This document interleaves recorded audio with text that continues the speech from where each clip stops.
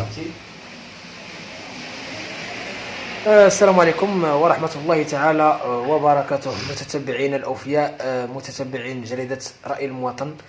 مباشرة معكم من مقر جريدة رأي المواطن. استضافة معنا حقوقي سي محمد الكرتي. غادي نعطيوه الكلمة باش يتكلم لنا على الدراري اللي قتلهم في الجزائر. غادي نخليو الكلمة سي محمد. السلام عليكم.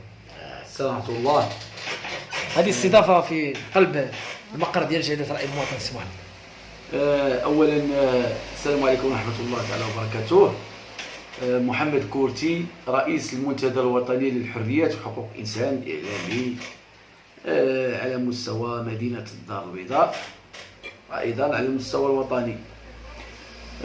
أولا كنشكركم على الاستضافة ديالكم لجريدة رأي المواطن. استضفتونا هنا في المقر ديالكم بمولاي رشيد بالدار البيضاء باش نتكلموا على هذا الموضوع الآني والمهم واللي كاين دابا، يعني الموضوع الساعة اللي هو دير واحد الضجة في مواقع التواصل الاجتماعي بطبيعة الحال، اللي هو المقتل ديال الشباب مغاربة على مستوى البحر ديال السعيدية في الحدود مع يعني الجزائر الشقيقة. وهاد الوليدات هادو اللي كانوا على متن جيت سكي تقريبا من وراء، خرجوا من وراء العصر باش يترفهوا ويدوروا شويه بجيت سكي، وهذا كباقي الشباب ديال المغرب وديال العالم. من بعد اخويا ملي يقرب المغرب حسب الروايات ديال الاخوان يمكن هاد الوليدات تاهوا وسط البحر، تاتوا انه ما كاينش الفرونتيير واضح باينه الماء.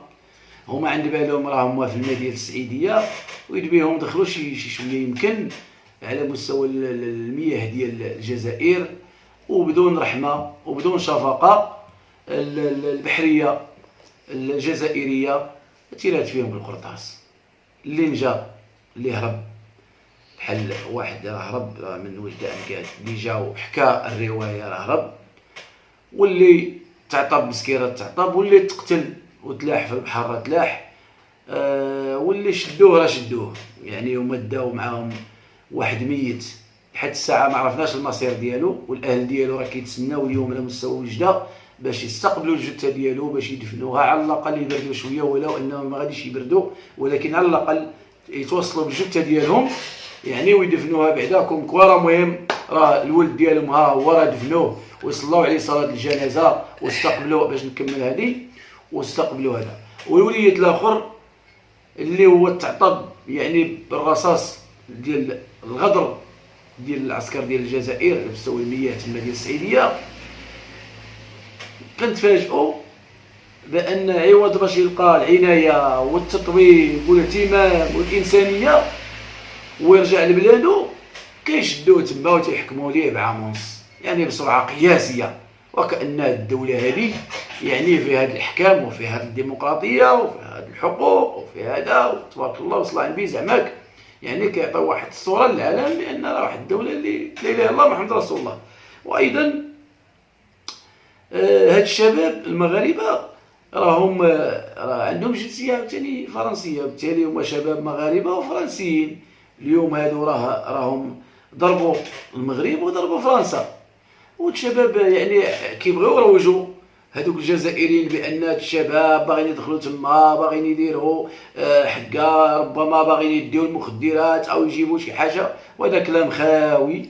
هادو مجرد شباب كيدوروا على الجيسكي كيلعبوا كيرفهوا، هما ديجا مستثمرين، العائلات ديالهم بخير وعلى خير، كيجيو كل عام في هذا الشكل هذا. عندهم وليدات، كاين اللي عنده وليد ديال 5 سنين مسكين خلى وليد ديال 5 سنين، كاين اللي خلى وليدات جبنيات والى غير ذلك. بالتالي فهاد الوليدات نقيين مزيانين مغاربه في المستوى مستثمرين خرجوا يترفهوا كيف كل عام كيجيو في عطله للمغرب وكيمشيو للبحر ديال السعيديه وكيدوروا عادي الى ان وقع هاد الكارثه هذه. اذا حنا كمنتدى وطني لحريه حقوق الانسان من قلب الدار البيضاء كنتقدموا بالتعازي ديالنا الاسر ديال هاد الشهداء، هاد الاسر ديال هاد الوليدات هاد الوليدات المسالمين، وكنقول لهم البركه في راسكم، وكنقول لهم بان الدم ديال وليداتكم ما غيمشيش هكاك، وباننا كلنا معكم وكلنا الى جنبكم. المغاربه كلهم متألمين لهاد الواقعه هذه، وكل شيء متدمر. وايضا كنوجه الرساله لخوتنا في الجزائر، كنتكلم مع الشعب الجزائري. الشعب الجزائري والشعب المغربي راه واحد، بغى اللي بغى وكره اللي كره، بالرغم من ان البعض كيحاول يدير الفتنه، يعني لا منا ولا منهم، ولكن كيبقى الشعبين شقيقين وكنبقاو امه وحده.